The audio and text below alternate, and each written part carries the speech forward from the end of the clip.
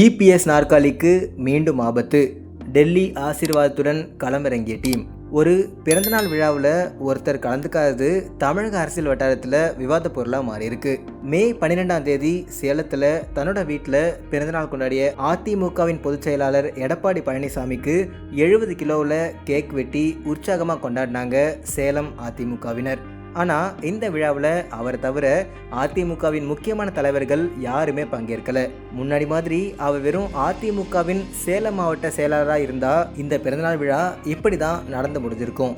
ஆனால் இன்னைக்கு அவர் ஒரு கட்சியோடைய பொதுச் செயலாளர், அதுவும் அதிமுக அப்படிங்கிற தமிழகத்தை 30 ஆண்டுகளுக்கு மேலே ஆட்சி செய்து இன்று பிரதான எதிர்க்கட்சியாக அமர்ந்திருக்கும் ஒரு தலைவருக்கு வெறும் இதுதான் வரவேற்பா அப்படின்னு வியப்பு ஏற்பட்டுச்சு. ஆனால் அதுக்கு பின்னாடி அரசியல் இருக்கிறத இப்போது அதிமுக தலைமை கழக வட்டாரங்கள் பேச தொடங்கியிருக்காங்க. இது தொடர்பாக நம்ம உடுக்கை டீம் பல முக்கிய அதிமுக புள்ளிகளை தொடர்பு கொண்டு விஷயங்களை சேகரித்தோம். அப்போதான் புகை இல்லாமையே மிகப்பெரிய தீ உள்ளுக்குள்ளே எரிஞ்சிக்கிட்டு இருக்கு அப்படிங்கிறது நமக்கு தெரிய வந்துச்சு.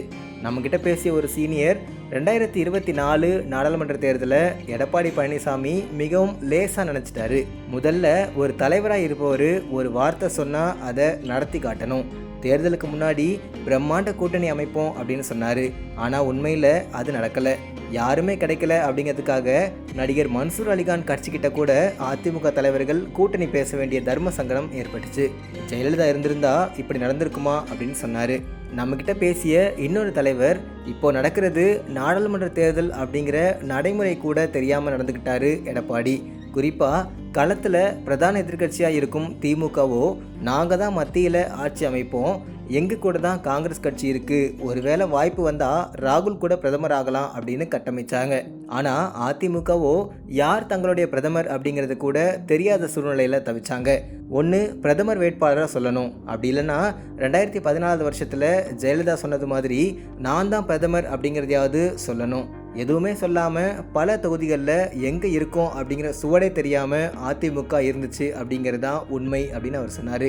அது மட்டும் இல்லாமல் அதிமுகவில் இருக்கும் ஒரு சில திமுக ஆதரவு மனநிலை கொண்டவர்கள் பேச்சை கேட்டுக்கிட்டு சிறுபான்மையினர் வாக்கு முழுமையாக நமக்கு கிடைக்கும் அப்படிங்கிற நம்பிக்கையில் மிகப்பெரிய தவறை எடப்பாடி பழனிசாமி செஞ்சிட்டாரு அப்படின்னு சொன்னாங்க. ஒரு மாஜி சட்டமன்ற உறுப்பினர்கிட்ட பேசினோம். அவரோ வேட்பாளர் தேர்விலேயே கோட்டை விட்டுட்டாங்க அதிமுக தலைமை அப்படின்னு சொன்னார். பெயர் சொல்லும்படியாக யாருமே இல்லை. இத்தனைக்கும் கேசி வீரமணி, சம்பத், கரூர் விஜயபாஸ்கர் உள்ளிட்ட சீனியர் மாஜிக்கள் இருந்தும் கூட முழுக்க புதுமுகங்களை இறக்கிவிட்டு தொண்டர்களையே குழப்பமடையும் சூழ்நிலை தான் ஏற்பட்டுச்சு. இத்தனை தவறுகளையும் தெரிஞ்சும் அமைதி காத்த சீனியர்கள் தேர்தல் முடிவுகள் வந்ததுக்கு அப்புறமா அமைதியாக இருக்க மாட்டாங்க அப்படிங்கிற செய்தி இப்போ வந்துக்கிட்டு இருக்கு. எடப்பாடியோடைய பிறந்தநாள் விழாவில் முன்னாள் அமைச்சர் வேலுமணி பங்கேற்கலை. அதோட அவர் தஞ்சைக்கு சென்று ரகசியமாக பன்னீர்செல்வத்தோடைய ஆதரவாளராக இருக்கும் வைத்தியலிங்கத்தையும் தனியாக சந்தித்து பேசியிருக்காரு. அது மட்டும் இல்லாமல் சசிகலாவுடைய நெருக்கமான வட்டாரங்கள் இடத்துலையும் பேசி வராங்க. இதையெல்லாம் தெரிஞ்சும் எடப்பாடி அமைதி காப்பது ஏன் அப்படிங்கிற கேள்வியும் இப்போ எழுந்திருக்கு. இதுக்கு இன்னொரு காரணம் வேலுமணிக்கு ஆதரவாக இருக்கும் எம்எல்ஏக்கள் தான் அப்படின்னு சொல்லப்படுது. இப்போது அதிமுக வைத்திருக்கும் 66 எம்எல்ஏக்களில் கிட்டத்தட்ட 30க்கும் மேற்பட்ட எம்எல்ஏக்கள் கொங்கு மண்டலத்தை சேர்ந்தவங்களாக இருக்காங்க.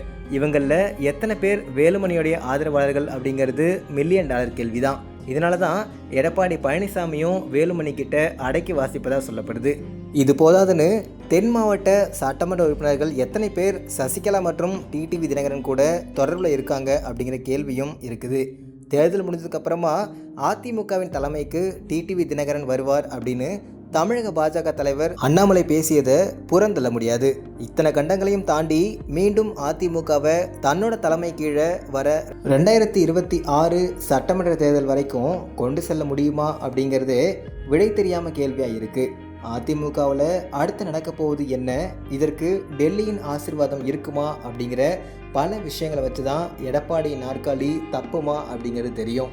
இதெல்லாம் நாம் பொறுத்திருந்து தான் பார்க்கணும்.